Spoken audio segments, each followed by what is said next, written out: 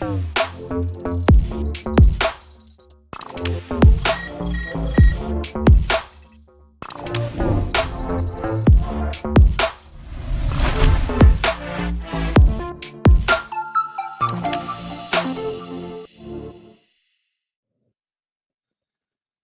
So, obviously, you're a few hours behind me over here in the UK. So, it's coming evening time here. It's just hitting the afternoon where you're at. So, how's things with you during the day? What are they like? Yeah, it's good. So, today's a little bit of a slower day, thankfully. Heading off to Kansas City here in a little bit to go recruit, cup games and stuff. But no, today's kind of calm before the storm. We got youth camp coming up next week here, and then after that, I'll actually be at University of Texas working their camp for a week, and then come back, get 2 weeks to recover, and then go do it again at University of Texas. So. Sounds pretty cool. So, when it's that intense, is it enjoyable then, or is it just sort of hit it and see what happens and what it's like when you come out of it? Yeah, no, I mean it's enjoyable. It's just there's just long days, and that's all. Just trying to get everything in. You still obviously on the college side have to recruit, have to be prepared for the fall season coming. Because if you're coming into fall season over here in the college world and you're not prepared, you're drinking out of a fire hose because it's just so much so quick. I understand that, and because especially when you're even looking at recruitment, if you didn't have like camps involved in between where you're coaching those players for a period of time, when it's just that recruitment period, if you've got just two showcase events, you perhaps have 100 players across both events, and then you've narrowed it down to 40 players that you want to look at, and then within those 40 players, you can highlight ones that are going to stand out for however many you need. Even identifying 40 players or observing 40 players in the build-up, in the preparation, in terms of any contacts that they've given you, the clips, and then watching them on the day and then clipping that after and then making a decision on them. That's a lot of work within itself without having everything else on top.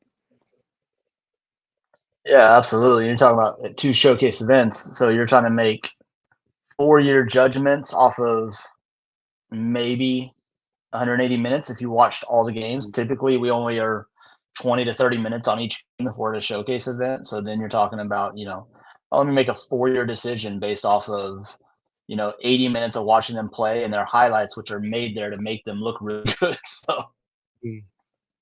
I completely understand because I've worked in a lot of my jobs. I've done a recruitment alongside the player ID in for the squads that we have. So there was two blokes that I worked under. The one bloke would introduce players across a period of time on that build up, and then any places that we need to fill, we'd run one recruitment evening. So a couple of hours, we'd have a selection of players play against our main squad, and then we'd highlight the positions that we need. And it worked quite well because it meant time management was good, efficiency. We could look at players alongside hours during training, so it gave us a really good picture. And then someone else came in and said, actually, we're going to change it and we're going to have an entire recruitment evening. So again, not on a Saturday or anything. We're going to have over 100 to 150 players across two full-size 11 pitches, and what you need to do is observe them during 15-minute games, and then there's going to be a lot of switching. And I remember going there and I was like, oh my god, I remember seeing that player there, but he was quite good, and it was just not enough time to even take notes. So I completely understand when you go to those showcase events how tough it is. Then you put in the fact that realistically, every college coach is sitting at that field, is looking at the same 3 or 4 players. Mm. You know what I mean? Like what stands out to me is going to stand out to every other coach on that sideline. And Mm. then the small differences happen when we get them on phone calls and we talk to them. We get to know them based off who we are as people, who they are, how it fits within our cultures. But I mean, realistically, you're sitting there watching, and like I said, you're all watching the same kids. So then it's automatically like we were just having a discussion with our women's coach here at the college, where I told him like I don't go talk to players or coaches at a showcase event right after the game. Like I Mm. may walk up to a coach and give my business card with, hey, these numbers, I'm going to reach out to them just so they know. Because if I go talk to them, then I've got 6 other coaches come behind me trying to like, kind of feed off of what I said and be like, oh, well, over there it's this, or over here, it's so much better. We'll give you so much more money or whatever it may be. And so it's just kind of funny. I told him, I was like, I don't play those. I don't do that. I'll come out afterwards, or catch them later when they're buying the T-shirts at the vending things and stuff like that. So And I think maybe that's a really good way of thinking, even thinking about and approaching it. Because again, if you're competing for those players, and there's 4 or 5 of you looking at the same player, you've had that discussion. For a player, it becomes quite tiresome then, and they might forget even the conversation you've had with you by the time they've got the coach full. But whereas you're catching them when they're, at that clothing stand or perhaps just grabbing a drink or something, and then you've got that 10-minute discussion, then a parent might come over, then they might get that little bit more of an insight and a buy into you then, or even leaving a card with them. That gives them the opportunity to get in touch with you and then to take that conversation further. So I actually think that's a pretty good tactic, to be honest.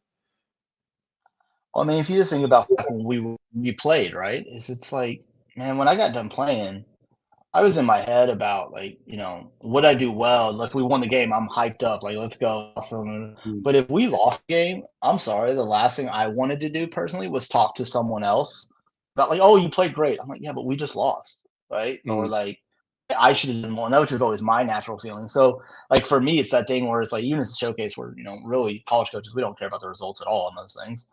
But at the same time, it's like those kids, they care, whether it's a trophy or not, they care.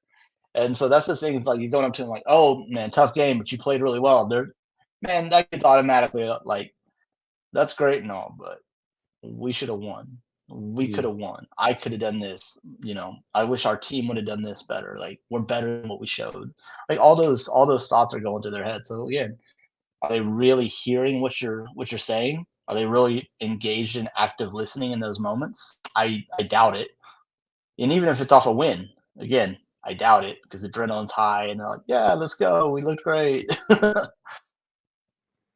And I think just making a note of that there, I think it's even if you were to say, run a questionnaire across all these players and then look at the retention rate and the information which they give back to us then as coaches or recruiters, actually it might be very, very minimal in terms of what they've been able to take on board across the day, because they're going to focus so much on a day in their preparation. Then they're going to have different conversations with perhaps their someone advising them, or then their parents and carers, etc. And then they're having discussions in between. And there are actually, has that affected my performance here? And then they're going to literally fill their head so much more as a youngster, especially at that age when perhaps they haven't been given coping mechanisms. And it might be a fair showcase event for others. It might be a series of that they've had a number of them. And there's so many different personalities which we've got within that. I think the way that you approach it is pretty a good way to do it, to be honest. And I would support that if you came to me as a head of recruitment.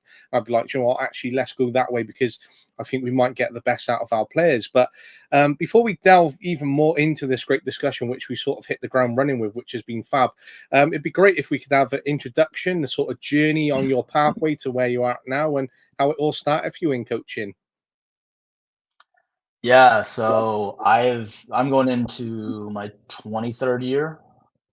Yes, that math. Yes, my 23rd year. I actually started when I was 17. So, at high school over here, when I was going to high school as a senior, you had to do a senior project, for us at my school to as part of your like graduation thing. And so it was a big year-long project where you volunteer time and you like make this big presentation about what you learn and all these. Basically, you create like a kind of a college class almost out of it. And so actually me going in, like I didn't know what I wanted to do. And then so I ended up my English teacher was coaching her little 5-year-old son's co-ed rec soccer team, grassroots soccer team. And so I was like, she's like, well, you could help me. You play, so you could help me. And I was like, okay, I'll do that. And mind you, like I wasn't a very good player just because I never had good coaches. Like I had parents who were American football coaches who would read a book sometimes and then just like try to teach us the game. And I just never was developed, honestly. And so I started to do that and instantly just fell with it. Like fell in love with it. And then so I've been doing it ever since. And along that journey, I've coached. Obviously, I started in the rec side, and then I went to the club soccer side, in the Dallas area, which is where I was born and raised. Coached on the club side for a long time. Ended up going back into university or college later on in life. When I was like 27, I went to finish my bachelor's degree. Went to Dallas Baptist University. was blessed to be able to help out there for a season as like an undergrad team manager and just kind of learn. Um, from there, I then went and coached a year at Northwood University, which is an NAI program in Cedar Hill, Texas. And then they ended up closing the campus. So that was miserable. Went back into club, ended up going into the high school ranks in the Dallas area, coached at the high school at a private Christian school, worked my way up, actually ended up being an athletic director there. And then COVID hit. And then when COVID hit, I found myself with a lot of time and reflection and just felt like I was being called back in the college game. And so since COVID's kind of hit, I've been back in the college game. Spent a year as an assistant at South Christian University in Oklahoma City. Then became the head women's soccer coach at Midland University up in Nebraska. Did that for 3 years. And then now I'm currently the head men's coach at Central Christian College in Kansas. So another NAI institution. Mm. Pretty long journey then, and it's pretty incredible how, you know, this one woman had a 5-year-old playing, and then that's where it's all stemmed and started from, sort of being in the right place at the right time and it falling on your sort of doorstep kind of thing, and then just stepping into it, and it's taken you 20 plus years to have all these different roles and experiences. But when you said 20 years that you've been doing it, I was pretty shocked by that, because I would have only said you were literally late 20s, mate. Honestly, the fact that you're in your 40s now, I'm assuming, right? I'm 40. Honestly, mate, I would not have put the money on it. So fair play to you. All those stressful times that you've had, they've not had a detrimental effect on you. Luca, we are now best friends, man. I'm gonna call you up. You will forever be my hype man.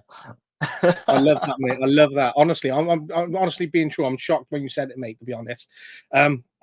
But it is pretty cool in terms of all the experiences that you've had and sort of taking it in. And there's one thing that I want to do again before we step into the detail. So it's going to be what is called the arrival activity. So it's going to be 30 seconds, and you're going to throw in as many top coaching tips as you can within 30 seconds. How does that sound? Sure, love it. Cool. Well, I'm going to put a countdown on now, and as soon as it starts, then it's as many tips in 30 seconds as you can give. Yeah, for me, it's all about caring, taking interest in the players, being positive, helping build them up. And that's literally the tips is, you don't know everything. It's okay to steal stuff and learn stuff, but just care about people, be positive, be genuine with them, want to see them do well. And I think you're great at this job is. It doesn't need to be anything more complicated than that. I love that, and I think they're pretty straightforward ones as well, because we can overcomplicate it, and sometimes we take away from the actual value of people that we have in front of us, and that actual development that comes first. But caring about them within the process, and then actually being straightforward within them, and then building that framework around them in terms of the work that we do, which is pretty fascinating, especially for when we have young players and they come into the process as well. So. You talk about that transition between being the assistant to head coach, and just sort of unpacking that a little bit. When you stepped up from an assistant to a head coach, what was that like for the first time? And was there a big difference for you, or was you really prepared knowing that there were differences coming? How did that sort of happen and come around, that sort of movement in post? Yeah, when I first did it, I started when I was young. I first did it, I was not prepared because I was young, thought I knew everything, made tons of mistakes. Um, and then like going in the college game, going from college assistant to head, I was very prepared because even as an assistant, I had a notebook and I had a file on my laptop where it was like my program. And so, I would note, what do I like that we do? What do I disagree with that we do here? What do I want my program to stand? And even as an assistant, I was building my program. Um, even now when I hire assistants and stuff, I'm actually in the process of, bringing on new assistants here. And that process is like, listen, man, like your job is to not agree with me. Your job is to give me your opinion and give me your ideas. My job is to make a decision. And then once I make that decision, like you got to be all in. If you don't agree with it, that's fine, but you put that to the side for your program for later on in the future, right? But and that's kind of the way I came up is it was like, for me, like I'm gonna back the head coaches in the way I can. If I think something's out of line, I'm gonna quietly step to the side and be like, "Hey, I think that," and that stuff has happened where I stepped to the side. I was like, "Hey, the way that was handled, I don't think was correct, and this is why, and this is the outcome that I see, and these are things." And sometimes that was agreed upon, like, "Yeah, I was out of line, and we'll fix it." And other times it was, "No, I don't think you're correct," and which is okay, no problem. My job to give opinion, your job to make the decision. I got to back a decision, right? Um, and so that was kind of it. Like when I was young, though, when I first became a head coach at the club level and stuff like that, no, I wasn't prepared. I had no idea, man, honestly. And then it's trial and error, which for me, like I understand people always talk about, yo, you learn through trial and error.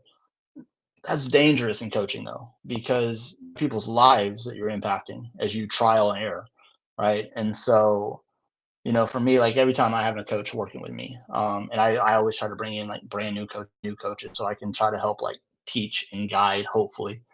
Um, I always try to make sure they understand, like, hey, this isn't just about the game. It's great that you love the game, but literally 5% of what I do is on the pitch. Mm.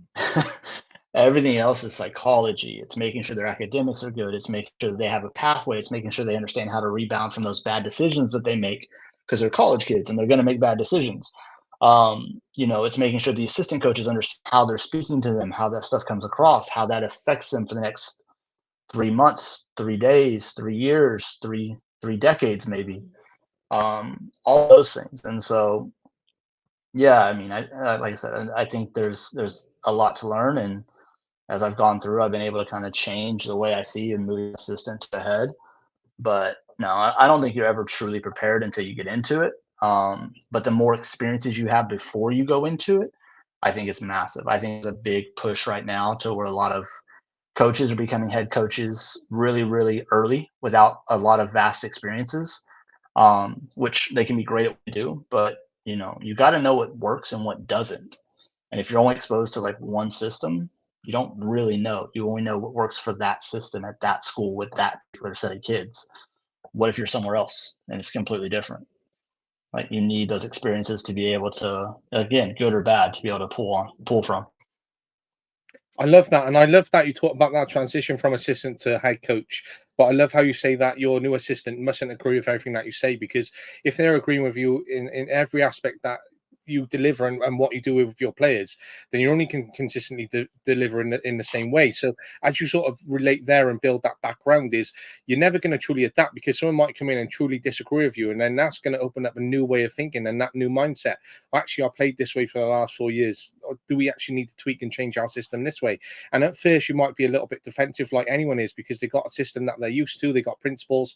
They got the experience in doing it, and that change can be very difficult at times. But having someone who can support you through that process is a very important way for us as coaches to lead by example, especially when we give that work to those players, because they need the change in the process, and we need to do that with them. And it's only how we learn through that process ourselves that then we can truly relate to the players a little bit more. But I love that sort of quote that you said about work is 5% on the pitch and it's all about the other work. And I really liked what you said about it lasting for decades, because there's little snapshots which I remember from teachers that I've had, and even though I spent hours and hours and hours with them in realistic terms when I was younger, there's only very little moments I can remember. They might be 10 seconds, 30 seconds, but I can remember just little snapshots. And it's the same for when we work with players. So that you might deliver a coaching session next week, and then in 10 years time they're still remembering a little bit of advice which you've given them, and they're giving that advice to maybe their own child at that point. And it's little things like that which can really last a long time. So I love how you talk about experiences and how you've piece that together in terms of how you've learned since being a young coach to what you instill now as a head coach. But there was one question that I had set, and you've sort of touched upon it, which is pretty fascinating, to be honest. And I was going to say, I reflect back from when I've been a coach towards when I was a young player, and I'm in the same boat as you, having terrible coaches when I was a player. And I'm probably not the best player, and I never was, but I'm probably not near the player that I perhaps could have been because of the coaches that I had. And when it comes down to those coaches and the experiences that you've had, what sort of experiences did you have, and how do you ensure that you overcome those sort of barriers, those scenarios, those experiences, and making sure that your players don't experience the same? Yeah, so I mean, I think for me, and listen, like me, like at the time I hated it because I wanted to be a good player and I wanted to play with all my guys and I wanted to be able to play club soccer and play these higher levels and stuff like that, right? Now, like it was such a blessing to and it seems weird, but it was such a blessing to have these coaches that didn't really know. Because what I got, so I had parents coaching who cared. So I learned that. I learned to care about your people, right? Um, I had parents coaching who didn't know what they were doing. And so you would they'd explain something and you could tell even as you were 12, 13, 14, whatever it was, this guy don't know. Like, he doesn't know what he's talking about. Um, and so for me, like when I look back on it and I think about, my journey and kind of where I'm at, like, dude, I learned how to be genuine. I how to say, I don't know.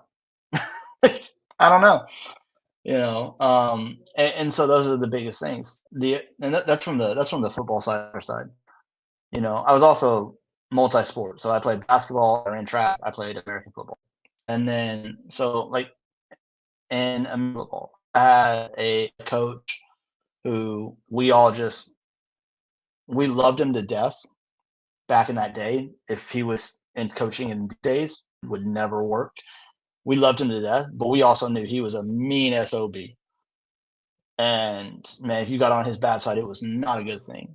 And so there was some fear with that, right? And so on some levels, we learned that there was a healthiness to that, to not necessarily have a fear, but have respect.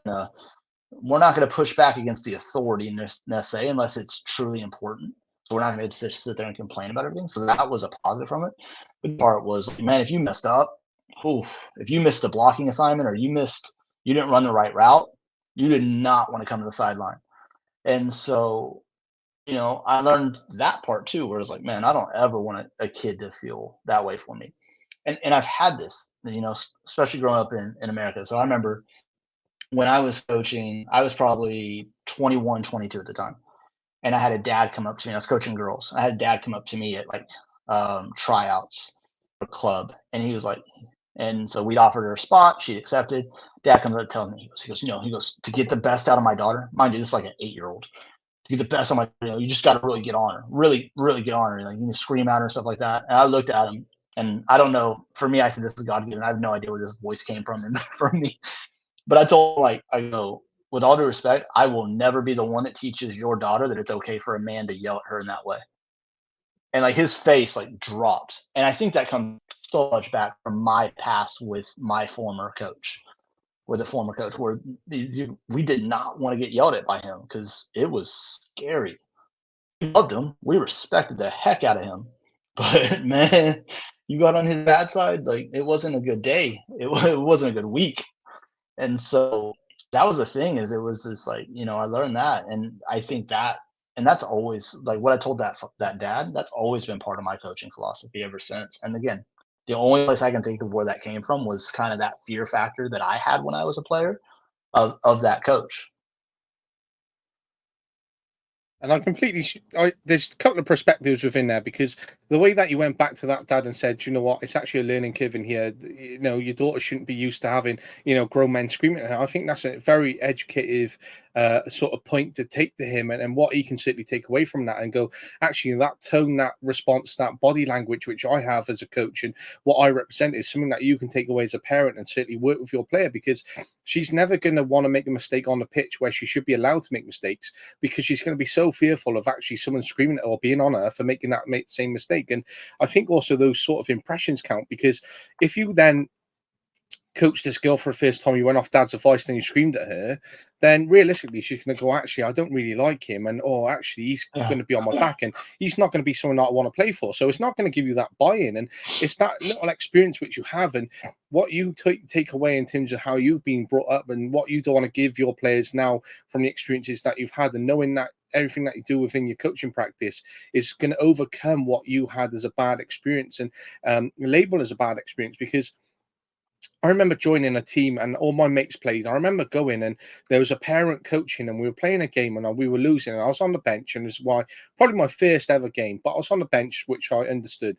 But I remember the sort of coach literally screaming, screaming, screaming all game long.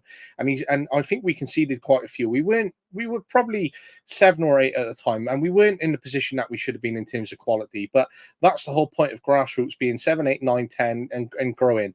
But I remember him just being on the sideline and screaming, if this carries on, I'm going to walk into this effing tree. And he was going red in the face, right? And it's those little snapshots which I remember. And I was like, that's my first impression of you. This is my first impression of what coaching or playing football looks like. And as a kid, I'm like, I just want to play football. And this guy's like losing his head over it. But luckily, he stood down at the end of the season. And we had a new coach who took us to very good levels. And we were lucky to have him because he was very understanding and supportive. But it's those first impressions and those snapshots which stand out. And just because of that body, that language, that tone, all has an effect which lasts with us for a long time. So when you piece that together, as you say, that lasts an effect for decades, it does actually have that effect on players. Yeah, I mean, Yeah. even the conversation to the dad, it wasn't even necessarily about like, oh, she's not like playing for me like that. And again, I'm not quite sure where it came from or why I had the thought, but like for me, it just immediately tied into like, if I do that, if I'm the one that sets the tone, it's okay for that little girl to get screamed at. It's one thing when it's from your dad, right? But from another male that's not your dad, dude, like she's gonna end up being in abusive relationships for the rest of life, right? Mm. And like the damage that causes and stuff like that. And yeah, that may feel like kind of an extreme jump to make. Reality is like, we are so much a product of our environment and what we've learned. And so if her environment was me screaming at her, then the next coach screaming at her, the next coach screaming at her, along with her dad, and the next coach screaming at her, high school coach screaming at her, well, if she's someone who is an empathetic person, like my daughter's very empathetic, right? If she's someone like my daughter too, guess what relationship she's going to end up with when she gets into college and stuff? Some abusive prick who's going to treat her terrible. And like, I'm like, man, I can't, I'm not going to be a part of that. I'm just not. And even for the mother there in that example, imagine your daughter coming home and talking to mum in that situation, right? Or just whoever is at home for her, right, in that female capacity, and she comes home and she goes, "All right, this bloke screamed in my face," and suddenly that little just sentence or even statement is going to be like for a parent. What do you mean this bloke shouted at you? What do you mean? What situation were you in? And suddenly there's a lot of fear factor in there that can be generated within that extends further on. So I think when it comes to those personal lives of players, I think it's so important for us to be authentic, to be genuine, and to give them life lessons which are going to be life lasting, which are going to really impact them and sort of support them along the way. But when players sort of share their emotions on the training field or on the pitch during a match day, and they might not regulate their emotions and they might be in a high state where they're upset, they might be angry, they might have responded in a certain way because they feel that a decision's gone against them. How do you support them in that process of understanding and regulating those emotions and doing that education piece around it? Yeah, I mean, I think it depends on the age, obviously, but I think part of it is like let them have them. You know, there's an extent to where like you have to let them have the emotion. I think we're so quick to be like, hey, no, it's okay. No, no. Like, maybe it's not right in that moment, right? Like, who are we to tell someone that it's okay? Like, how they're feeling. I don't know how she's feeling or he's feeling, right? And so I have absolutely no idea what's going on the past 24 hours before that moment. What are they carrying? Like, what they may need to feel that, right? So I think part of it is let them feel it for a minute, um, and then try to figure out how to walk through them. So I heard something the other day, and I can't remember where I heard it, but it was they called it the three H's, like when they're like talking to someone. And it's, do you want to be heard? Do you want to be helped, or do you want to be hugged? Like an active listening, like trying to like be there for someone. And for me, like I've heard similar things, but that one kind of really hits. Three H's. So alliteration really helps it stick in your head. And I was Yeah. like, well, that's great, right? And it's the same thing here. Like, let them have the emotion, and then do they need to be heard? they need to be helped, or do they just need a arm around the shoulder, side hug, like, yo, it's okay, like we're here for you whenever you're ready. If you need to talk, we're here. If not, you got a whole team supporting you, and we're good to go. I think too much we just jump, especially as coaches, we jump. Oh, we got to help. Do you? Do you prepared? Or do you have any training to help them in that situation? I had a situation last year with a player who tried to commit suicide, and man, we heard, we hugged, we tried to help. Was I prepared to help in that? Am I trained to do that and be the best? No. I think the only reason why we were able to help for me and my staff was because we knew we weren't trained for it. So we're like, we're just gonna sit back and be here with you, and then whatever you need, got you. But we're not gonna let you be by yourself. And so, like those things happen. I mean, that's part of that comes with the knowledge of knowing that it's okay to not know everything. And then, but the other part is like, you gotta let them have the emotions. I still today have no idea what made that player want to be at that place in her life.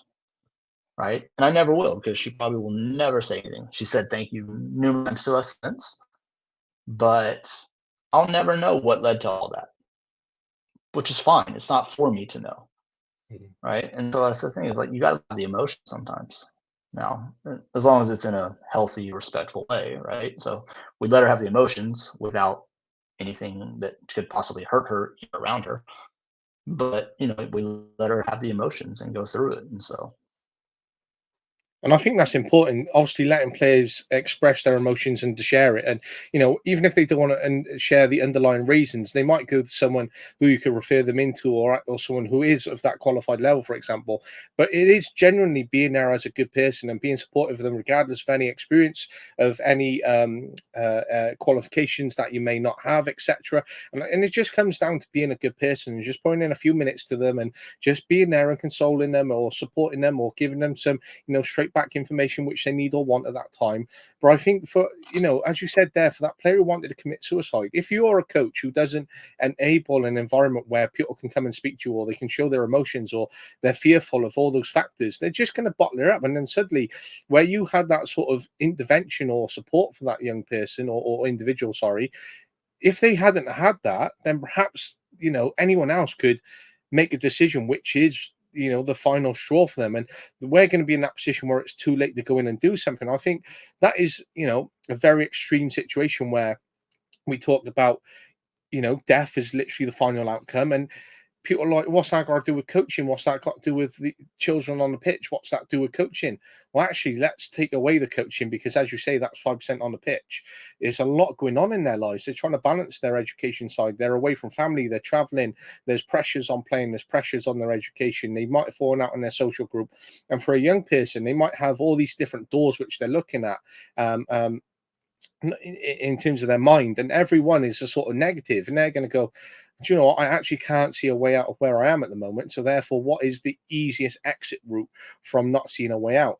Actually, it's going to be this. And that's what an importance comes down to, because there can be a lot going on within our own minds, and that can be really hard, because we can't strip ourselves out of our mind like the Matrix and just switch off for a few hours, or go and be someone else and then look at ourselves in the chair. We can never do that. So we're always in our own heads, and it can be really difficult. But for a young person who doesn't have life experience, they might be away from a supportive environment in terms of, what they might have in family, and then they're not seeing their family. They don't have those straightforward contacts, etc., because everyone's different. Then it is a really scary place to be sometimes. I mean, you also got to think like sports is where we connect so much, right? Like, I think sports is the biggest connector in the world, right? And the reason that soccer is the world's game, football's the world game, is because it connects everyone across this. It's still one thing that connects us all. Like, if you're a fan of it, like, you're connected to it. But there's a natural sense of belonging that comes with that. If you're a coach and you think that all you do is on the pitch, like, I'm sorry, I'm not trying to like speak badly about it, you missed it completely. Like, you're their sense of belonging. Like, they're coming to you as a coach. Like, that player is coming to you, of course, to play the game they love, to have fun, enjoy it with their friends. But they're there to try to also please you, and there to be a part of this kind of family that you've created, or look for approval from you. And if they're not getting approval from you, say their home life's not good, if they're not getting approval there, they're not getting approval from peers, if they're not getting approval from teachers because their grades are bad because everything else is going on, you could be the one sense of positive influence on them, or you could be the one that just piles on that last straw. Mm. And that's just the reality of it. I mean, like, in and of itself, sports, soccer, it's about belonging. Any team sport, it's about belonging and being part of something, right?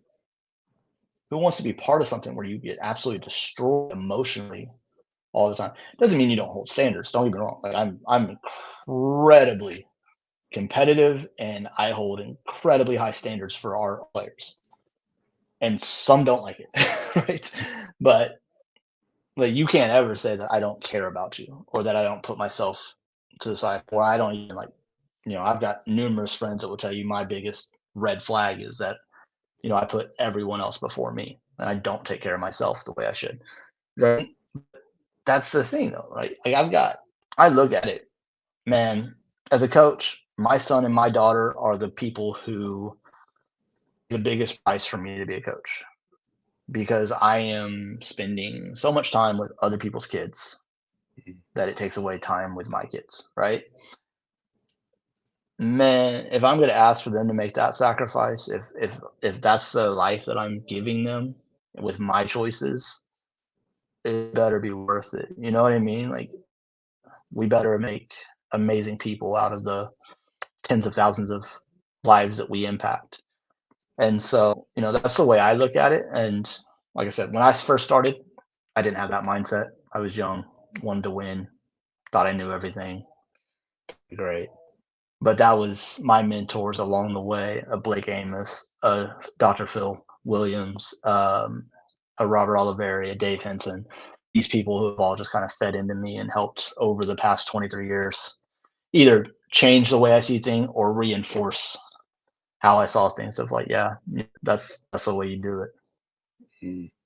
And I think I'm as you're saying that, I'm thinking of the students because I work in education as well, and I teach. So I'm currently on half term week, which has enabled me to sort of have these conversations and to prepare for them in advance, etc. But even thinking about going into teaching next week in the way that I sort of have those values, I think me and you are very much in the same boat. So if we were working in the same team, I think we'd share a lot of those values and those standards, because it is holding those high standards, but it's also caring for the people which you have in front of us. Because if we, and I look at it the same way as well, we spend 6 to 8 hours, dependent on however long our day is, with those kids, for example. But if we take an average of 6 hours per day, and we might be with one student every day for a week, and I know I got one in my class every day sometimes, and it can be 30 hours a week. So I spent 30 hours a week with this person. So what do I want them to do for 30 hours? Is it just the academic subject? Is it just for them to get through some work? Or actually, I've missed out on 30 weeks of being at home or with my family, or spending some time with those closest to me. So if I'm going to be spending time with someone else, okay, yes, I got a job, yes, I got income and all this and that, which we need,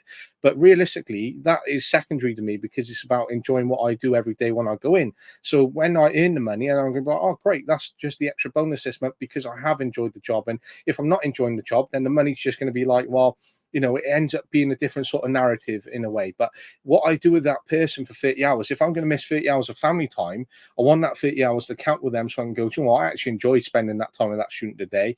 And now I get to come home and see my family. So it ends up being a double win rather than a double-edged sword, whereby you're like, I'm not enjoying the job. I can't wait for the end of the month to get paid, so I'm wishing my life away, and I've missed out on time with my family. So changing that narrative and just having that perspective of knowing the job that you enjoy and who you work with is the importance of when it comes down to it. And when it comes down to enjoying that time with those people, does that play a factor then in recruitment then for you? Do you look at it and go, actually, you may be a really good player, but we just don't feel your personality is going to fit the squad that we have?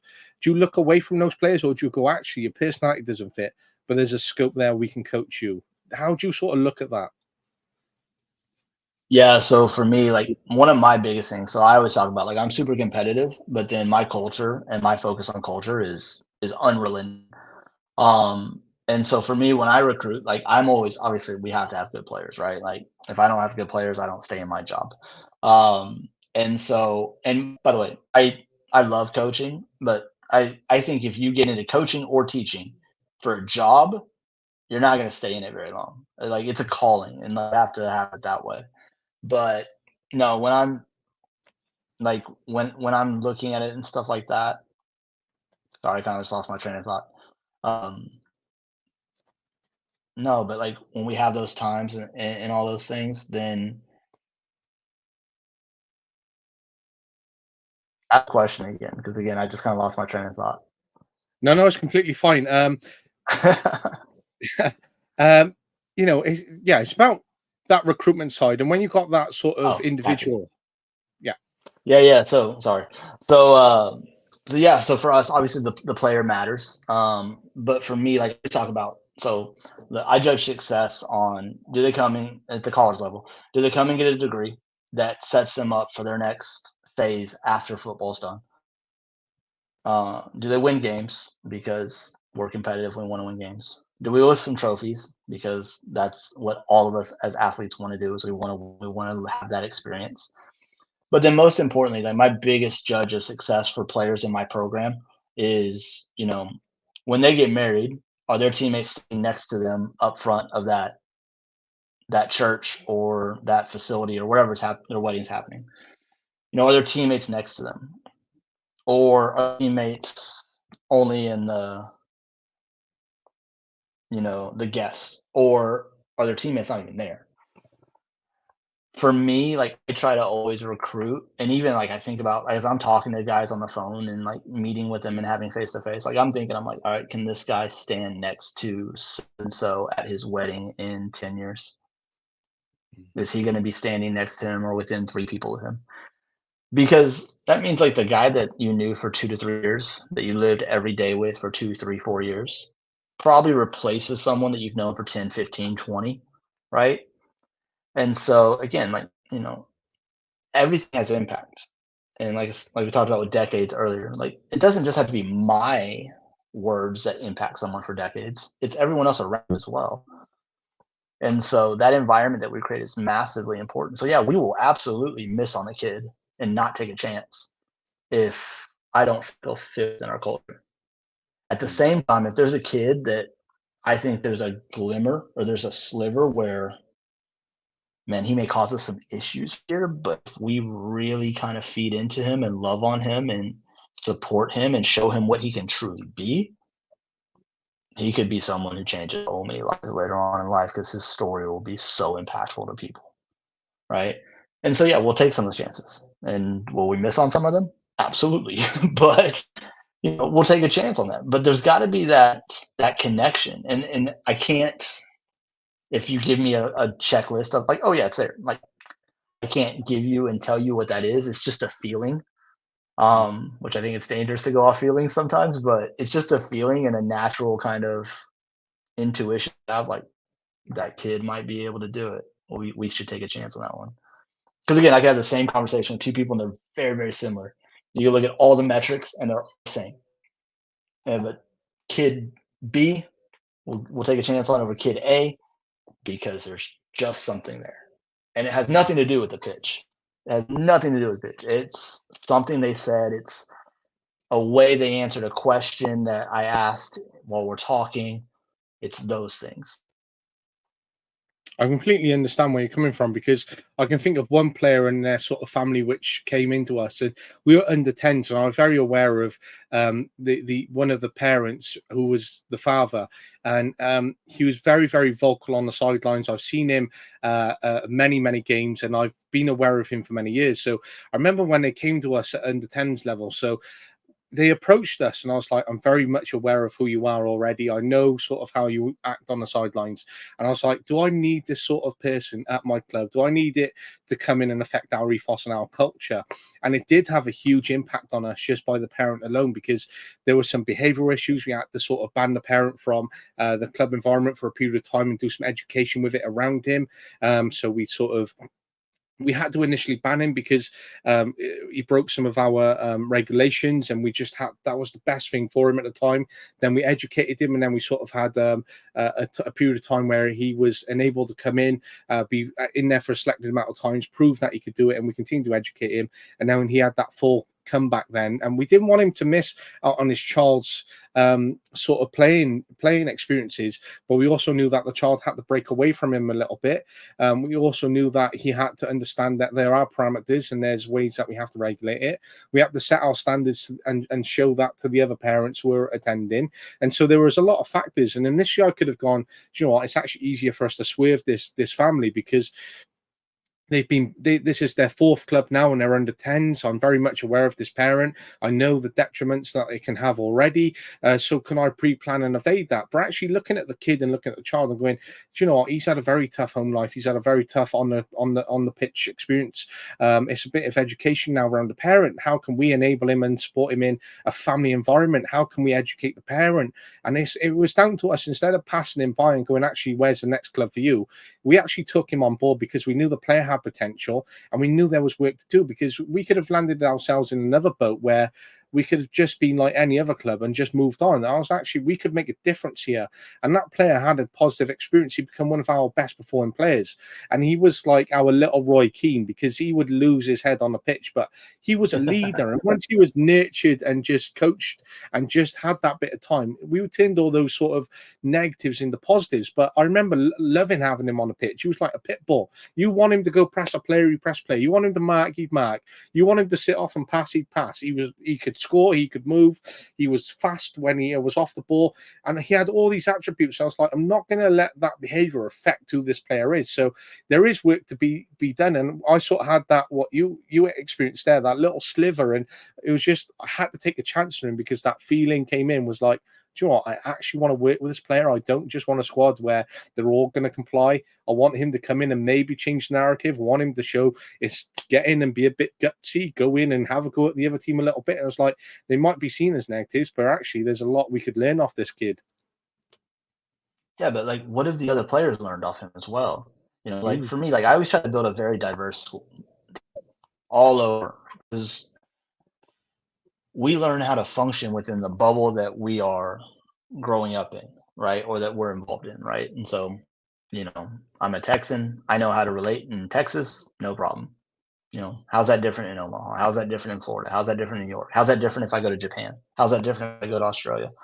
You know, and so for me, like I always try to build a very diverse team, because like I want people to be able to live in this world, not live in McPherson, Kansas, or Dallas, Texas, or you know what I mean? But like actually like be able to function anywhere you go, because you never know. Like if you would have told me 6 years ago even, oh yeah, you're gonna be up in Omaha, Nebraska, I'd be like, no, I'm not.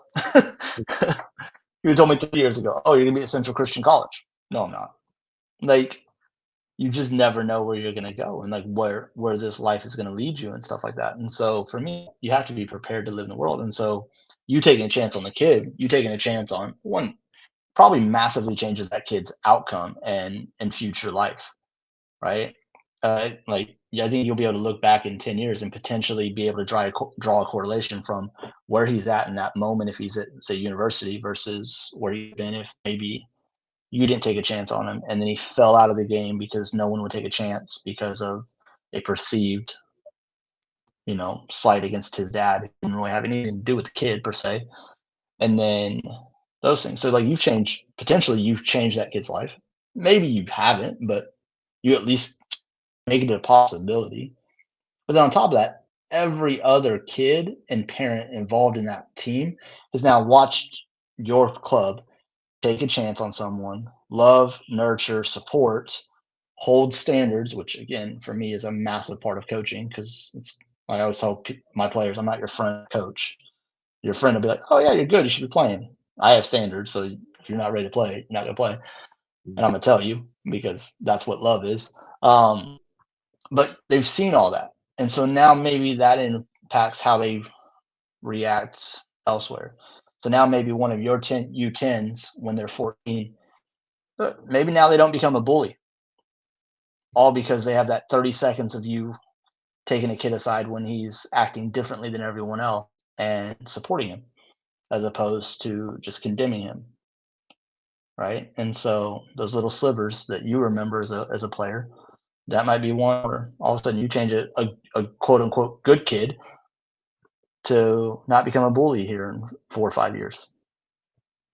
I really like that piece, and I like the way that you paint that picture as well, because I think it's just about taking that chance, because they might not make it, but what they can take away is, you know what, actually, Coach Cody gave me that chance, or actually, I remember learning that from him, or actually, I can't react this way around people. And it's those little things which they can take away beyond football into those lives. But even if they were to go on and make it successful, they could like, oh, do you know what, Coach Cody gave me that chance. He really grafted on me for 4 years. I'm here because of him. And yes, we might not set out to, you know, make all the Cristiano Ronaldos in the world and have a file full of them, but it's going, actually, do you know what, we've impacted these kids. And even if we had 1,000 kids which we coached and they go out there, you might have 2 or 3 get in touch with you in 20 years time when you're, you know, retired in a very different part of life, and go, actually, I'm living this life, and thank you, it's down to you, and it's all down to that. So I think that's the impact which it comes down to. And I think, and I'm completely again in the same boat as you, because I think coaching and teaching is a calling. You shouldn't just be there. And when I spoke about going back next week and thinking of the kids I work with and enjoying it for those 6 hours rather than a double-edged sword, there are some people which I work with which I know they live for their pay packet, they live for the status that comes with education, because, you know, having a teacher status is a good pedigree, having, you know, your degree is a good standing, having that, you know, wage and structure that comes with it is a good benefit. But for me, it's more of a calling, and I think that's why I get some of the good results out of the kids I work with, because I put them first and I enjoy it as long as alongside the job as well, and they're the priority and they're the principles in that.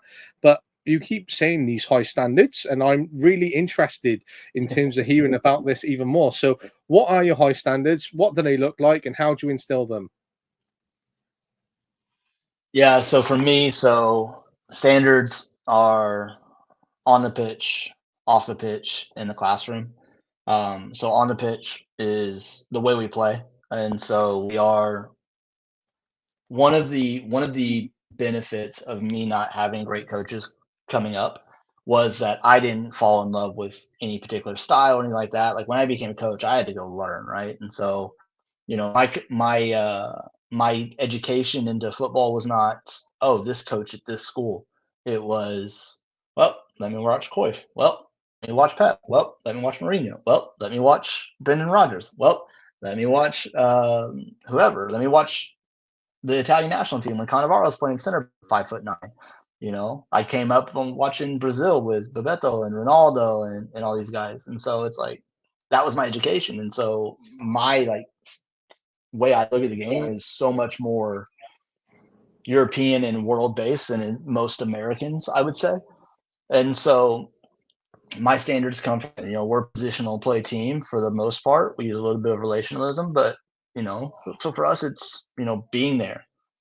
And like I think the game teaches life so much, so well. And so it's part of the reason why we're a positional play team. It's not because Pep does it and I want to be Pep. Like, dude, I'll never have his players, never be him. The only thing we have in common is our hairline. Like that's it. And so I'm never gonna be him. But they positional play. Well, when I look at that, man, that sets up really life for also, or really well for also teaching life. Like, what's the best part of positional play? Man, you always know where your teammates are. Generally, you know where they're going to be. You know where your support is.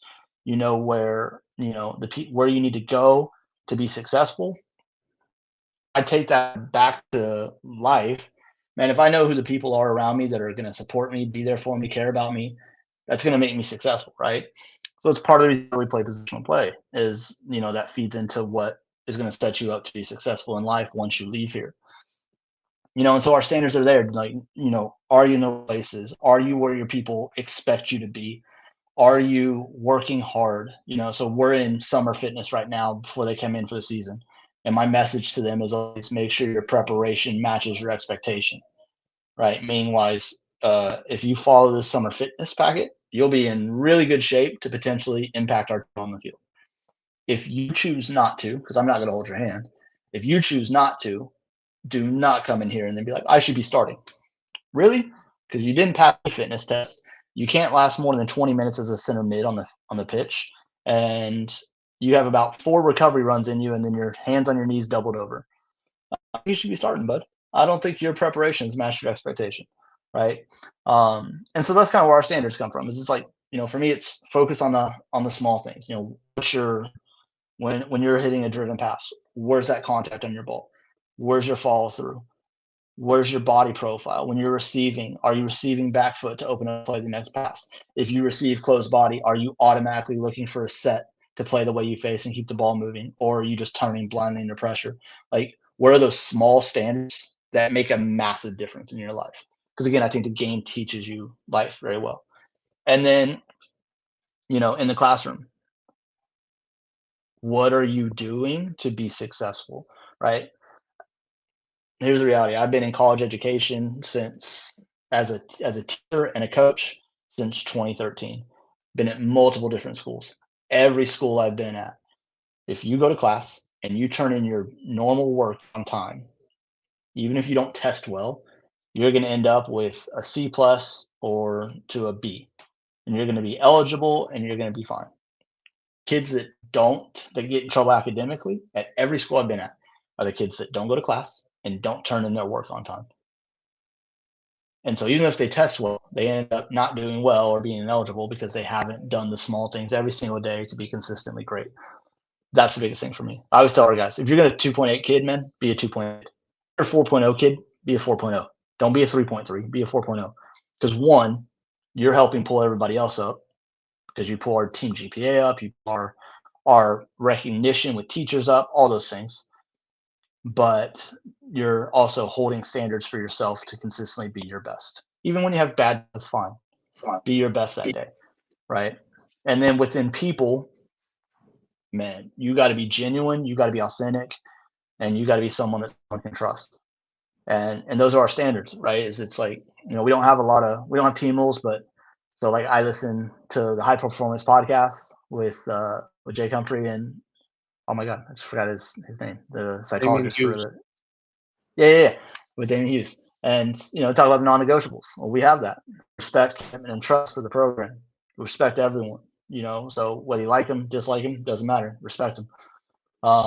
Committed to who we are and everything we do on the off the pitch, in the dorms, all those things, and then trust. I would say a fourth one would be accountability, but you can't have accountability without trust. So trust has to come first. You got to be someone trustworthy that people know. When I come talk to Luca, I know who I'm talking to. I don't have to worry about Luca being one way to me and then being completely fake behind my back when he turns and talks to someone else, right? Like, I trust who Luca is. I trust that if I tell Luca something, he's either going to keep it to himself or he's going to tell someone that needs to know because maybe it's something that saves me and helps me, right? But I have trust in who he is as a person. Like, that's massive for us.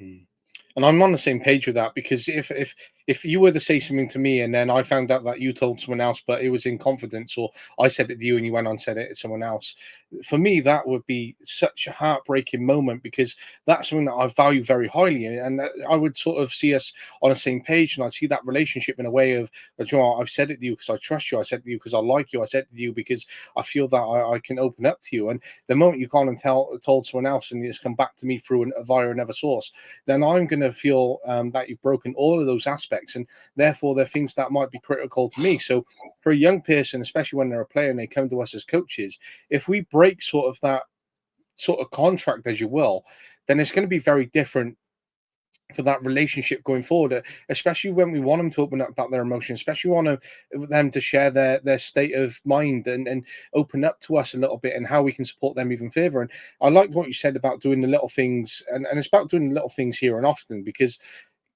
we have expectations, and it's about breaking that narrative. Just because of a young person or a player does it somewhere else doesn't mean that they can do it for us. So when I have students turn up to my classroom when they're late, then I'll hold them accountable to that, and I'll go, actually, it's good that you're here. I'm glad that you're on time. Let's look at focusing on our learning, but then we're going to address why you're late at the end of it, because during teaching, I don't want to disrupt my class to challenge people on being late. I'm going to have that at the right time where I can talk to them about it. But I'm going to set that standard because I feel that it's going to need to be addressed. And when they say to me, sir, but I'm late to every other lesson, okay, but you're not going to be late to mine. Then that's the standard that I'm going to hold you accountable to.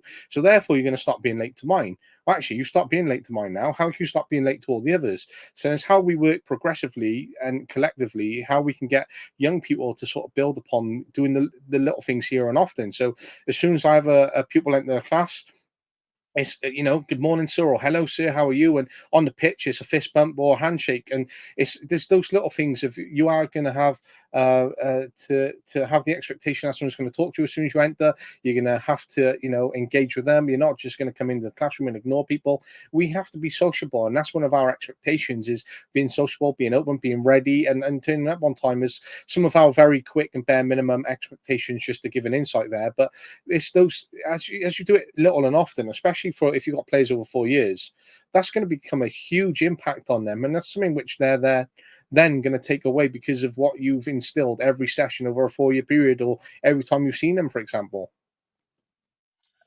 Well, yeah, well, I think one of the things that, I think we miss honestly a lot as coaches.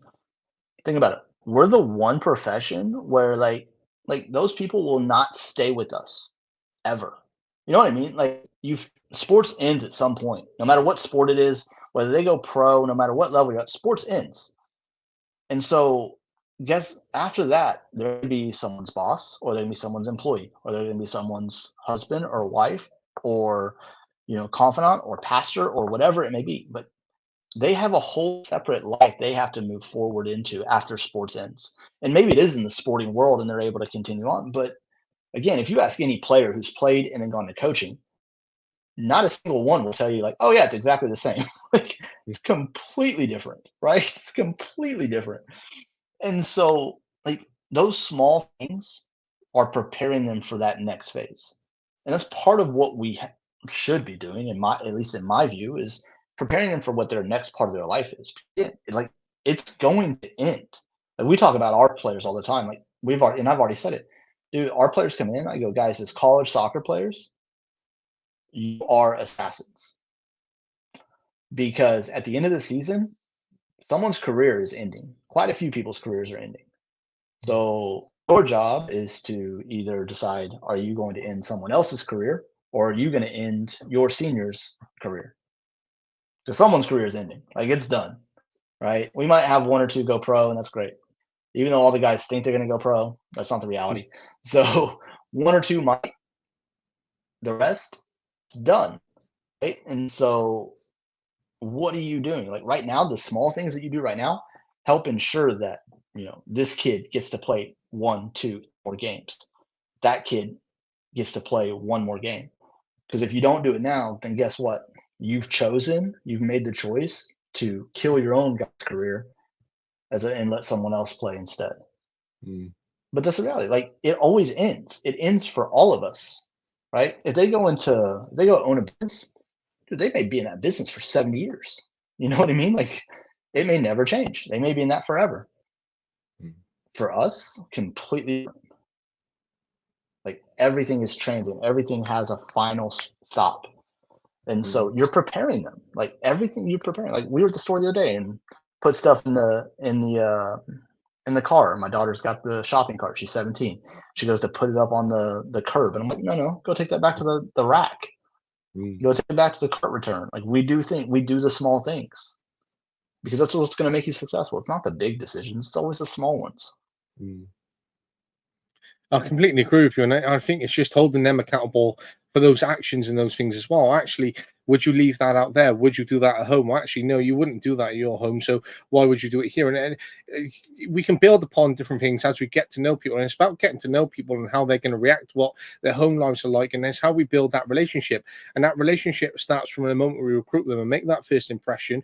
Then we start our expectations, and then we build upon with our high standards, and we work with them over a period of time to give them life lessons over the little things which we can do often when we see them, and we can make it count from the time that we spend with them and the time away from our own families, because they're all important considerations. And that's why we go into it, and it's much more than coaching when it comes into it. There's a lot within that which we really need to process as individuals. But when you talk about preparation then for players, and that they're being sort of that final destination, you're coaching and you're in the game as well. And I often think about, I don't ever want to get old. I don't want to retire, at a certain age. I sort of want to live forever, but I also don't as well at the same time, right? But it is that scariness of getting old, but in the back of your mind, and I sort of plan for like 40 years ahead in a little way of going, there's going to be a final day one day. Time isn't ultimate. I need to know and just be aware that time is passing by. So I can't just go, yeah, 5 years and then another 5 years and another 5 years, because I'm going to be at the end of that 40-year tether by the time I keep doing that. But for that final destination, is it in the back of your mind somewhere as a coach? And if so, are you planning for it anywhere in any way? How does that look for you? Or what do you want to do in between now and that 40-year period, or however long you're deciding you want to coach for? Is there any more goals which you've set yourself? Yeah, I mean, like, look, I'm a person, just like the players, right? So just like everybody wants to play at the highest level, I want to coach at the highest level, right? Like I want to prove myself and see if the way that I see the game and tactically the way I do things, I like, I would love to be at the pro level at one point just to match up and just see, do I have what it takes? Can I do it? Because like to me, like I'll never know unless I try to do it, right? Like even if I fail, like at least I attempted it. Mm. So yeah, there is that, right? The end game, man, my hope is that whenever I'm not able to physically coach anymore, physically get out there on the pitch and give messages and impact people. Truthfully, I hope that's kind of like what the Lord says, up, come home. Because like it's crazy to me to think about like what's life like without coaching, because that's literally, people talk about don't be defined by your profession and stuff like that. Dude, this is who I am. And so like this is who I want to be. And what when I look in the future, I don't see a future without coaching. I don't see it without, being in these roles. But yeah, I mean, of course, I'd like to coach at the highest levels and see what it's like. And do you have the necessary tools to be great? You know, I mean, since I started coaching, I've always had my lifelong goal is to be the best coach that America's ever produced. Right. And so, is that, am I going to accomplish that? Reality is probably not. But man, if I fail somewhere along that way, and I've made it up those steps pretty high, that's not a bad failure, right? And so that's kind of the way I look at it, is like, I mean, I'm gonna set a big standard, and I'm gonna go try to achieve it. And even if I fail, man, how successful was that failure? You know what I mean? I really like that, because sometimes I think about it, and my ultimate goal is to be a full-time professional football coach or manager, right? But then I also understand if that doesn't work out, then at least in teaching, I want to become a head teacher. So if I don't become a head teacher and I end up retiring, say, as an assistant head or deputy, then I know that I've put in a really good effort and I've ended up in a good position where, do you know what, it's still taking a lot of hard work to get there. It's still been a lot of effort which has gone into it. So I would still be unhappy in a little way that I didn't end up achieving some of the things that I wanted, but then I'll still be happy knowing that even though that end goal didn't end up working out the way I wanted it to, I've actually achieved a lot within that process. And I think it's the same for some of our players, because the ultimate goal might be to get that scholarship. They haven't got a scholarship. Well, what do you have behind you? You've got 4 years of playing and coaching behind you. You've done some volunteering, and you've got that behind you as well. You've got education behind you. You've got good social skills and friends. So there's already 4 outcomes there, as we talked about, and they can be success factors for you, and the way that you take those elements away as well. But as you talk about success, and you touched upon a little bit of it there, and your success, I think, also is accountable towards the standards which you maintain and hold. But what other success factors do you have for your team, and how do you evaluate that within your season? Yeah, I mean, we have the tactical statistics that we look at, of course. Your record obviously tells where we finish in the league. I mean, all those things are tells. Like for us, we want to be a program that averages 3 goals a game, over goals a game scored, and we want to be a team that averages less than 1 goal against every game, right? Those are pretty high standards, but those are different standards that this program has done in the past 3 years in 1 year or net or the other. So it's just putting them together, right? We want to be a team that finishes in the top 2 in our conference, right? So you have those success standards, right? We want to be a team. So I got here in March, right? So I took over this program in March. Man, their GPA was under 3.0 team for the spring semester. Well, guess what? I want to be a team that next year we're at 3.3 GPA at least. right? And so, there's those standards. So we're measuring ourselves versus that. We want to be the team that has the most community service hours of any program in our school. Okay, so we're measuring ourselves there. Like I want to be the team that has the least amount of absences per team on average than any other team that's in our school. Okay, so we measure ourselves there. And so, there's those different statistical ways that we're looking at it for sure, and trying to make sure that, again, for me, like I always talk about, so we have the history of being the most successful team in the school from when you look at all the different sports, which is awesome. But what I tell them is like, listen, like you don't get to hold those by just living what you've done in the past. Like you have to continue to progress and move those standards forward. So we won 12 games last year. Cool. We need to win at least 13 this year. You know what I mean? Like, or we have to win at least 12 this year and to match that. But can we progress? I'm a Man U fan, so watching us go third and then go to this year, it's like, oh my gosh. It's like, no, there's got to be progression. But there's also understanding as to like why things knock you down sometimes and stuff like that completely. But I for me, I think success and being able to measure it and all those things, as much as possible, like consistency is the biggest measure and the biggest standard that we can hold. We're consistently true to who we are, what we do, all those things. The success on the pitch and the classroom, all that stuff will take care of itself. But, but to me, consistency is the biggest thing. Like, are you, I love watching Does every teams play because they're consistently going to beat them, right? They may lose 5-0, but he's going to consistently play his system, right? Watching Ange with Tottenham this year, he's going to consistently invert Poro and Adogi into those attacking mid rolls, no matter they're playing. Some people may say that's dumb. Some people may say he's lost his mind. He never expected to win the league this year. So he's looking at this 3-4 years down the road when we're all sitting here like game to game, living and dying by it. And it's like, but consistently, he knows what his next consistent step is. And so when you look back on it, because you can do it when he was at Celtic, and you can do it when he was in Japan, you can do it when he was in Australia.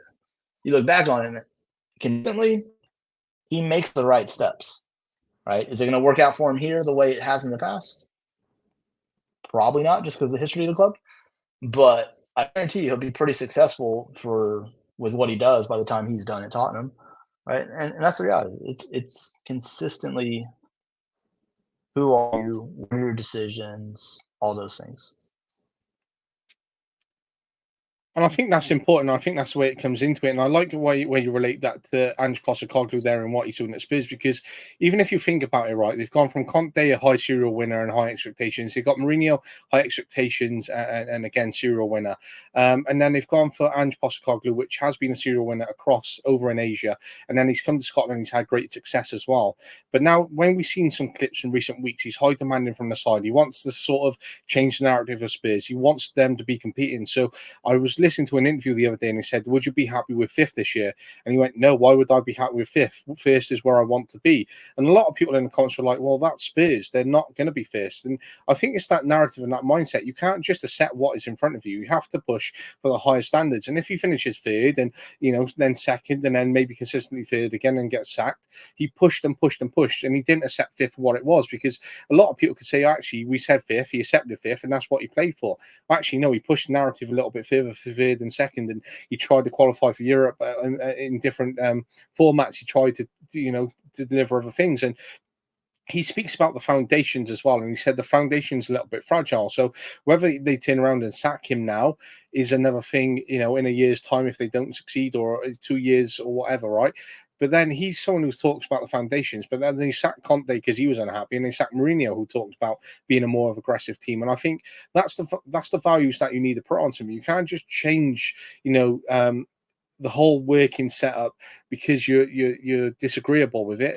Sometimes you have to build those foundations and make those little tweaks over that period of time. So when you first come in, you can't go, I'm going to do this, and this. You might address it, and then over the next year, you're going to do something else. And then 6 years later, you've been in charge, and all those foundations are completely different, and you've changed that environment for what you've had. So I think that environment setting is important for ourselves, for those high standards, and for our players when they come into it. But when you look at sort of an environment then and a match day environment, how do you prepare yourself for a match day environment? How does your sort of mindset evolve when that match day sort of comes into play? Yeah, I mean, it's days in advance, right? Like it's our preparation going into it, breaking it down, understanding. When we get to match day, like I feel like I'm pretty relaxed because I've stressed out about it for the past 4 days before that. If not more longer. It's harder to stress out longer in the college system just because you're playing every Tuesday, Saturday, and so you don't have a lot of time. Um, but yeah, no, I mean, when I get there, we're pretty relaxed. So typically, like, you know, I'll come in, 3 to 4 hours before we're set to meet or depart or whatever it may be, and then I just come in, relax, a game on my computer, and then I have a Dutic notebook, so I'll have to get my notebook out. We write down, subs, what set plays we're looking for. I have a whole little system I write out as far as, first half reflection, second half, um, you know, what we're going to.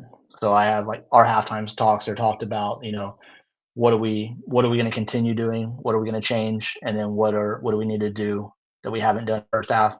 So we hit those 3 points in every halftime. So I have that kind of already scribbled out. So that way I can, as the game at the first half's going, I can go ahead and just jot it down.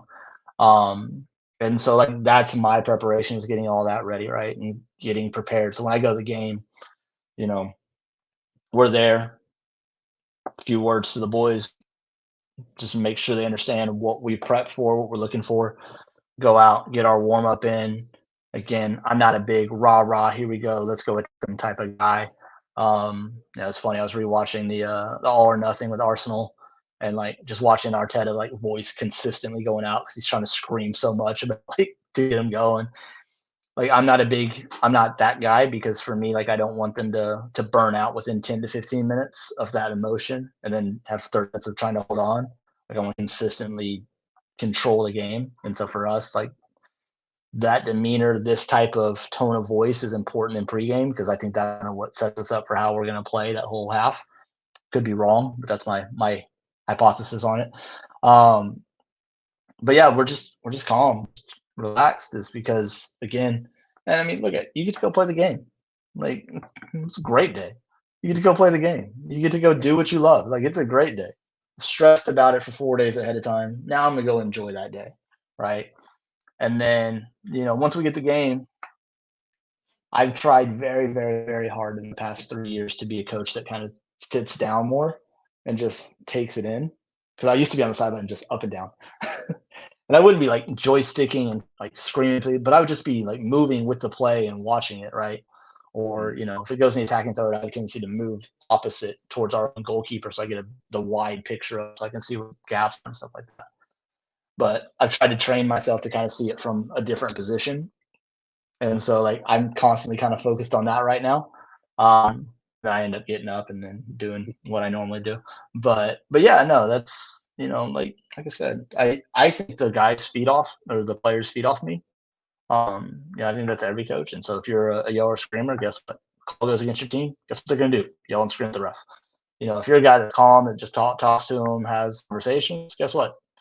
Still gonna yell and scream at the ref, but it's gonna be less often. And so for me, again, it's that just trying to set those ones. And then after the game, win, loss, doesn't matter. I'm not going to sleep that night because I'm just going to sit there and run it through my head all night long. So I may go to bed and get 8 hours of sleep and I'll get about 2.5. But again, that's just, I think the beauty of coaching though, right, is there's always something different you could do. There's always something that you feel like you could have done, even in a win, to impact something. Like it'll never be good enough, which is kind of one of those things which it's a curse in a way. It's also a blessing because you're constantly, at least for me, I'm constantly like, okay, there's growth here. I can grow in how I do things and how I talk to this player and how I see the game. And man, I stayed sitting down for way too long and I could not see what was happening on that far side, on that far flank. I got to get up and be able to move behind it so I can see where those gaps are really opening up. So because that winger came and asked me a question and I couldn't tell because I couldn't see. Right. And so like those different things, like those run through my head all the time. And I think that again, I think what you say there, if you're remitting that energy, the players are going to take it off you. They're going to observe it. Then that's the way they're going to react, because they're going to look at you as that role model, and then they're going to, repeat those behaviors which they've observed, and they're going to take it into their own sort of personality, their own sort of approach to things. And it comes back around to what you said earlier: you're a product of your environment. Well, therefore those players are products of that environment, because even if you're not there for a week, or you're out for illness, or whatever it may be, then you might play a team who the team come up against, and they might be very aggressive, your team, on the pitch. They might have a go at the referee. The opposition coach may go, oh yeah, that's the type of team they are, that's the way Cody is, that's the way they're remitting his behaviors. And I think that's the expectations which we then set in our players: is what do we want to instill within them, and how do we relay that as coaches? How do we become the role models on the pitch and on the sidelines? Do we need to be screaming instructions at them all game long? Well, actually, that's what the preparation and training is all about. Then we address it at half time. We might have one-to-one discussions, and that's why we might have a tactical system, and that's why we might have an assistant coach who can work with those players prior to the game and go through the instructions a little bit more. So I think when it comes to that routine and looking at our ways of approaching match day, looking at our emotions, looking at our state of mindset, how we then approach, what of our behaviors, what of our standards. Well, actually, if these are your standards and you don't remit them, then you're only going to let down what their environment is and create products and maybe things that you don't want to be perceived in terms of what you have been doing. But building upon that, then, what is the best piece of advice you've ever received in life? Oh man, that's a tough one. I tell you what, probably the most impactful. I don't know if it's the best, but the most impactful. So like I said, I started coaching when I was young, and one of my first coaching directors was a guy named Blake Amos. And he used to coach on the men's side at Texas Christian University. And he was that coach that, even at the club level, like he would put his team out there, U10s, U11s, didn't matter. Sit in a lawn chair, put his leg up, and just watch. Wouldn't say a word. And when he wants to sub, he'd be like, "Hey, Susie, come here. Hey, go in for so and so." And they'd sub, and the girl would come off like, "Hey, great job." Wouldn't say anything, just, "Hey, great job," every time. And then went and sat down. I was young. I was dumb. So I'd be up and down the side like, "Raf, what's it called?" Right? And so he came to me after watching me one game. And he's like, "Hey, let me ask you a question." I'm like, "Okay." He goes, "In all your time playing, in your time coaching, in your time coaching." Now about 3 years into coaching at that point. He goes, "Have you ever changed a ref's mind?" And I'm like, "No." He goes, "All right." He goes, do you ever think you've gotten a call against you that was wrong after you've yelled at them?" And I'm like, "Oh, absolutely." He's like, "Cool." He's like, "This. Next time that a call happens that you don't agree with, shut up." He goes, "And wait for halftime. And at halftime, just go, bro, on that call, what did you see? Just so I know how to tell my players." And let them explain it, and then be like, "Okay." And if you saw something different, be like, "Okay, so from my end, I saw her like pull her jersey at first. So I'll definitely talk to my players. But would you mind watching that in the second half?" He goes, "And if you say it just like that, with that tone, with that care behind it of like, hey, you're not wrong, but like, hey man, like, okay, what did you see? Like what was your viewpoint?" Then all of a sudden you'll get a lot more positive feedback from it. And so I was like, okay. So it was one of the bit like I made the change right away. It's funny to look back on it now at how quickly I was able to make that change. But I started doing that, and then guess what? Calls started going our way, and refs like me and talk to me, and I've had that ever since, right? And that was when I was, 20, and I've had that ever since. And so that's probably been the biggest thing to me is it's like, again, the kids are people, right? But the refs are people too. And so, like I tell our guys, I go, do not go yell at the refs. It's my job. Like I will spend all year working the refs, and it may not impact us this year. It may be 2 years down the road, but we may get a call that helps us 2 years down the road as a borderline, just simply because we actually treat them with respect as opposed to everyone else who runs them down. And so, I'm from a professional point, that was the best advice I've gotten. I think it's key advice as well, because again, that remits the behaviour which you want, and therefore, if those players are going to be addressing the referee straight away, then a referee next time he comes up to ref a game, he's going to be like, actually, all I had was abuse from this team, and therefore I'm going to maybe give decisions away to the other team a little bit more. And it shouldn't be that way, but that's the way that people do think at times. And they're in a position of power, the referees, and they know what they can do and what they can get away with, and they know that they can change the narrative of the game to suit them at times, or to maybe prove a lesson as to why you shouldn't have a go at them. And again, if you have a go at them, then they're still holding all the cards, and there's nothing you can do about it at times. And that's the sort of political side of the game that we have. But taking away that political side, we should still be a good person, because the ref is a human at the end of the day, and it's a very difficult position to be in. And if we can teach our players to have those conversations, then the ref can educate us and go, and actually, I made that decision during that period of time, because we talk about that emotional state, and it can be very difficult because he's got two coaches going on him or her. There's 22 players on the pitch. Then there might be, some stakeholders or crowds or whatever, and they're all sort of going on as well. He's then trying to make a decision in that moment, and then he's trying to refer to what the rules are within his head. And that split second timing is very difficult, especially at, say, a college level or amateur level, when there is no VAR as well, or there's no camera replay straight away, or there's no one in his ear. He has to make that decision. It can be a very difficult place to be in, and it's a thing for our players when they're on the pitch as well, because if Coach Cody was on the side and he was constantly in my ear all game long, now I'm going to be like, actually, have I played the game which he coached me to do? Have I done this? Have I done that? And then I'm going to question myself all game long, because we might have done preparation all week. Then I've set myself up in terms of how I think I need to play. Then I thought about the tactical shape and the framework which we're playing within. And then I got Coach Cody giving me live instructions along the sideline. So how do I build in all these components in a split second reaction, where once something happens on the pitch next to me, that I'm going to react to that at the same time? Or how am I going to execute the actions which I've got alongside me? And it can be very difficult for a young player, and I think that's where our preparation off the pitch comes into it, and I think that's where the importance of it comes in as well. But just to touch upon a competitive edge, then, how do you make training competitive for a competitive game to make sure that you are performing to your expectations and making sure that you are competing and really pushing yourselves as a team then? Yeah, we track it, so we call it competitive fire. So we track competitive fire. So every time, so we do rondos all the time, right? So we keep track of who's in the middle the most during the rondos every second. And then we have a spreadsheet, we put it in, and we're tracking it. And we'll do like promotion and relegation in our rondos based off of that. When we have 5-a-side, or we do 11-a-side or 9v9 or whatever it is, anytime we do even number scrimmage, we're tracking which team's winning, which team's losing, and like what those individual players are. And like we're kind of giving them individual scores on that. And again, who's got that fire. So the reality is if someone ends up on the winning team the most often, they may not be the best player, but they're probably giving something to that, right? Like if they're winning the rondos and they're winning the scrimmages, there's probably something behind it a little bit, right? And so we're constant of those things, right? And then the other part is intensity. So we measure we look at intensity in what we do. It's part of the way we play. I tell every recruit we talk to, every player, we tell them we live and we play the way we live, which is on the front foot, going to make things happen, not waiting for things to happen, being aggressive. When you make mistakes, we make aggressive mistakes, like we're in, and so we're looking at that. I mean, the reality is it's a very easy thing to see. You can see if someone wants to press or not. You can see if someone wants to put in the hard 5 yards before the ball's played because they're reading it, or if they're just kind of zoning for a minute and then reacting late.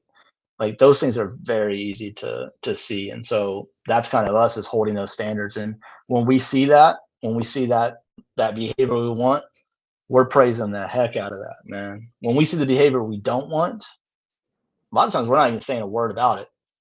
We're definitely not condemning it a lot of times in front of people. We may do it if we've seen it, talk to the player, still not happen.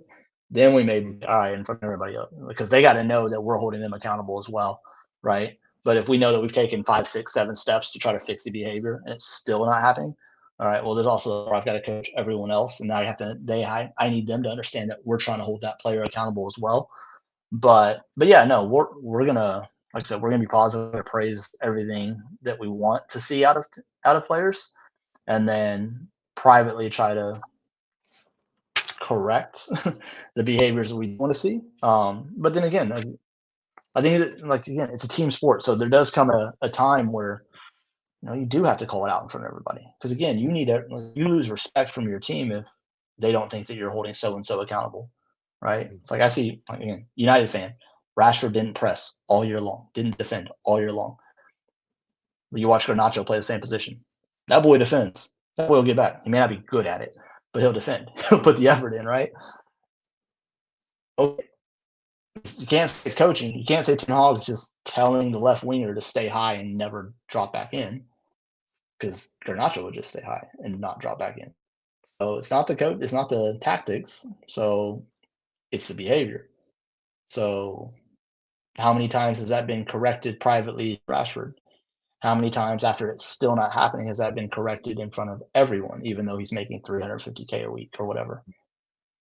Like, if it hasn't, is that part of the reason why you had up and down performances all year? Because you kind of lost some respect with some people. I don't know. I'm not in there, but it's possible. Again, I like the way you piece that together. I like that you relate that to, a real-time situation, which is, highly broadcasted and is going to be applicable to some knowledge bases which we have out there to certainly relate that sort of learning experience and what your thoughts on that even further are. But for me, what I've really taken away from this sort of conversation which we had is that competitive fire, and I really like the way that you put that together, and the three H's really stand out for me in terms of two very little components where, do you want to be hugged, heard, or hugged, heard, or what's the last one? Hugged, heard, helped, hugged. Yes, that's it. I couldn't think of the last one, but those three little H's, I got it jotted down, but I was trying to test myself there as I was sort of listening to you.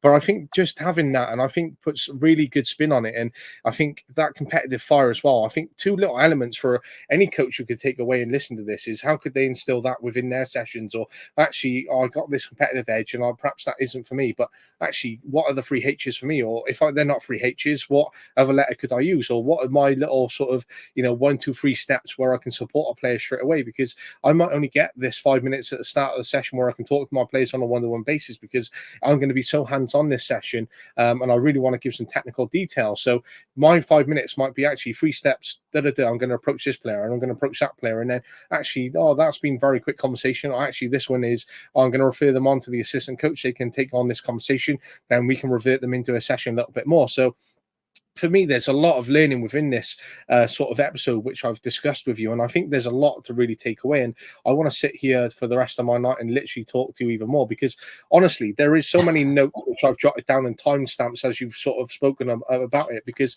again, there is so much within there where you talk about that caring for people and taking a chance on them, those little slivers and those feelings, coaching and teaching as a calling, the biggest judgment of success and what that looks like, learning to operate from our own bubbles. And that really sort of stood out to me, and I like the way that you put that together. And I really like this one, is preparing to live in the world, and the rest of the quote which followed that. And I can't wait to listen back and just write that out again when time it allows, because they are sort of some little quotes which stood out to me, and the way that you pieced it together really are so relatable and so human specific. I think they're actually, instead of having a big coaching framework, or actually having this very formal sort of step-to-step coaching guide, is it's again this people focus, because I've just done a module as part of a uni course I'm doing, and one of it is coaching and mentoring.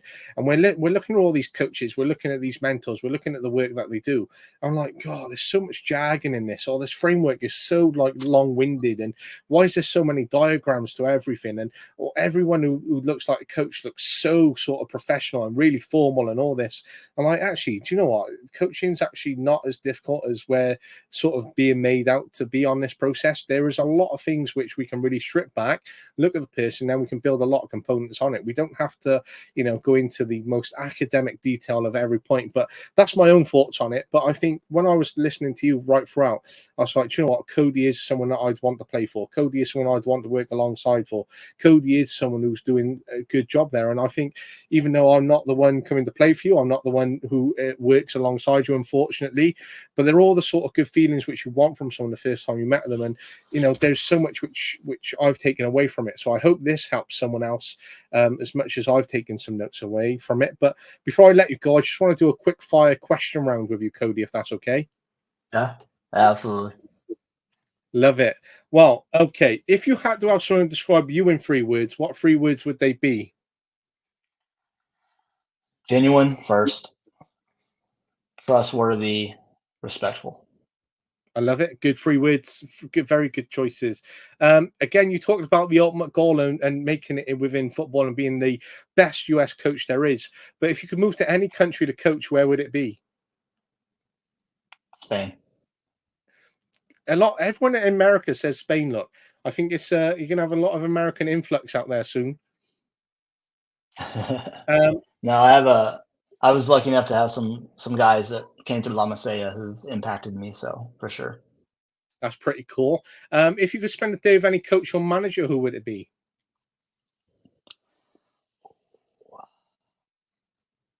Living, Any, honestly, I don't mind. Cruyff, Good choice. Very good choice. Who was or is your role model?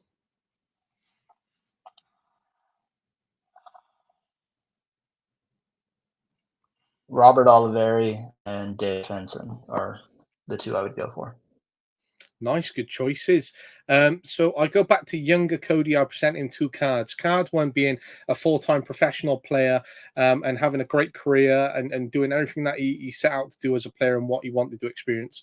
Or I present card B, which is being a professional coach and experiencing a longevity in coaching and going from, maybe US national team to Man United to any other capacity he wanted. But the first card doesn't allow him to become a coach when he retires. Which card are you taking? Card B. Good choice. I like it, mate. I like it, honestly. I know we said some top tips at the start, but if you had to give one top tip for any coach, what would it be? Remember that you're impacting people. It's not players, it's people. And so always focus on the people because ultimately that's what's gonna matter in the long run. Good choice. Very good choice. And I like the top tip as well. If you weren't coaching, weren't working in education, what would you be doing? Probably college professor, as a kinesiology professor. Pretty cool. Pretty cool. I like it. What is your biggest pet peeve? And this can be as a coach, can be as a person, however you want to approach it. As a coach, the coaches that don't set standards for their teams. Hmm. And then as a person too, people that don't have standards. I like it. I like it a lot. Who is your all-time favorite player? Cannavaro or Vidic. Probably Cannavaro just because I'm short and center back. I was going to say you got a very defensive mind in terms of these, and no one's ever given those 2 answers before. So it's nice to have some different names come down on the list as well. What is your favorite thing to do in your downtime? Yeah, I don't take a lot of that. So we go either hike or go fish. Nice, nice, very nice. What does reflection mean to you? It's everything. I think yes, it's growth, right? Is if you just go with life, you don't truly know where you're going. You can't make the next right step if you don't know what good and bad you've done in the past. So like reflection is everything about what your next steps are. And I think it's always also it sets you up on not everything bad. Even the worst circumstances have greatness in them, but you don't see it if you don't reflect on it. And so reflection is massive. I love that quote, and I'm certainly going to take that away for sure, and just not note it down the time for that. And the final one, which is always a nice one to finish on, what is the one thing you enjoy most about coaching? Actually, it's getting invitations to weddings. I like it. I like it. It shows that connection, that human side, that respect to you, and seeing that life evolve beyond coaching and beyond the pitch, which is a really nice space to be in. But Cody, honestly, I'm so glad we made this happen. I'm glad that we've connected because if I was out in America right now, I'd want to be working alongside you. And whatever routine you got in your life, you're looking forever young, my friend. So it's been nice to make this connection, and honestly, I appreciate the time and you coming on. I was a little bit apprehensive when the camera came on and I saw a United sort of scarf behind you, but you've actually turned out to be all right.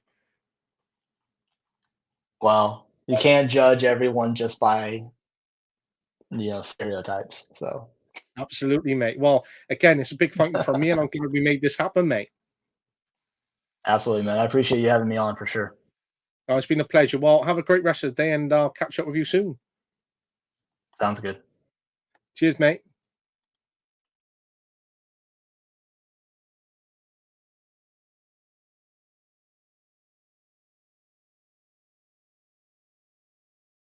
But yeah, we try to be that group that can help be there for the players as a three, because I think you mentioned earlier, you want to have different characters in the changing room. You want to have different personalities.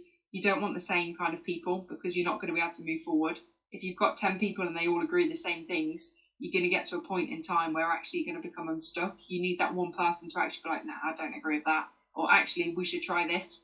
And I think that's why the huddle works, is we're all quite different as human beings. And I think you need three different people in there, because some players will naturally gravitate towards me and my personality, but equally some might go to the other two, and that's absolutely fine.